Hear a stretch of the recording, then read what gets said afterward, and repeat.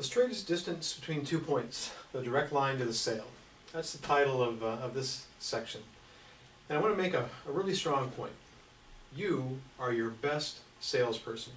Nobody can position your projects as well as you can. Don't let anybody become an intermediary for you. I've let that happen to me so many times over the years. Not in a long time though, but it used to happen a good deal. It's really common for there to be a gatekeeper, someplace in the process, who will talk to you and take your stuff to the next level, they'll say. We'll take it to the decision maker. And I want you to be strong enough and confident enough to say, well, maybe not. I need to talk to that decision maker before any final decision is made. Now here's what might happen. This is a polarization moment. Is that intermediary, when you tell them that you want to be the one who goes to the decision maker to state your case, sell your service, might say no, well, we're not going to do it that way. And I want you to be comfortable with that being okay. If they don't want to let you go talk to the decision maker, that's okay, because their way wasn't going to work for you anyway. Just walk away from that one and just be good with that. But the simple fact that you ask that intermediary and state that your process requires you to go talk to the decision maker puts you in a different, stronger position than many other consultants who very commonly, give up that sales responsibility to that gatekeeper, that middle person. I actually think they do it because they're afraid to go talk to the decision maker sometimes. But that's not going to be you, right? You're not going to be afraid of that.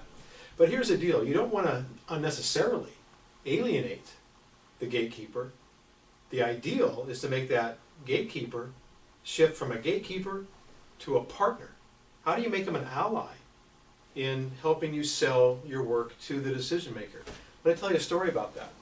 A number of years ago, I was with a large consulting firm, and I was managing a multidisciplinary client. We had a bunch of different practices doing work there. And but most of it was human resource related. So my main contact was the Vice President of Human Resources. But I saw an opportunity there to do top-level strategic planning. And I went to that VP of Human Resources, and I said, I believe there are some ways that I can really help you at the senior executive level in your next strategic planning process.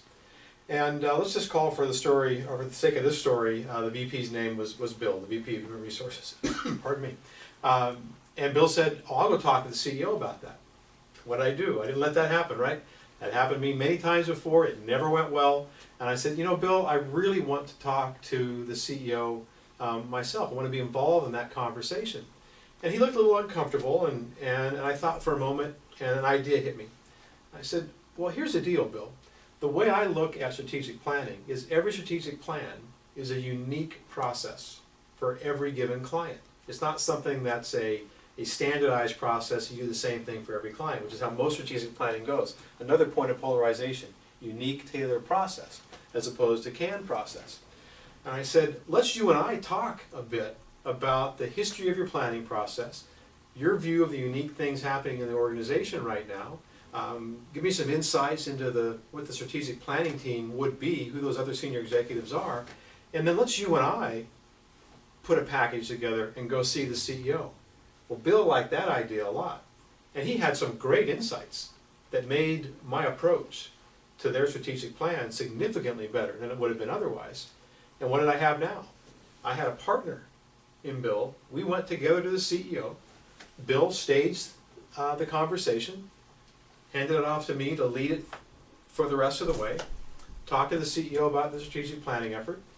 He thought it was great, got hired to do it, had a great assignment, and that led to other work with that particular client for many years thereafter.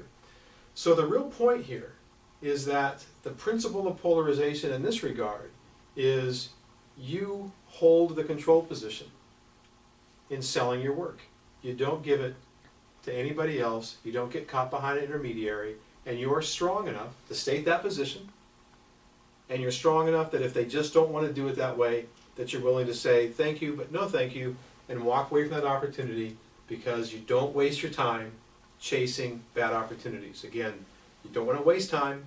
We talked about this at the beginning of this video, is how do you avoid long sales cycles? One of the ways to avoid long sales cycles is if you can't be the one selling it, you back away, not part of your deal. So what happens next is kind of an interesting little twist about business meals that Rich is going to talk to you about.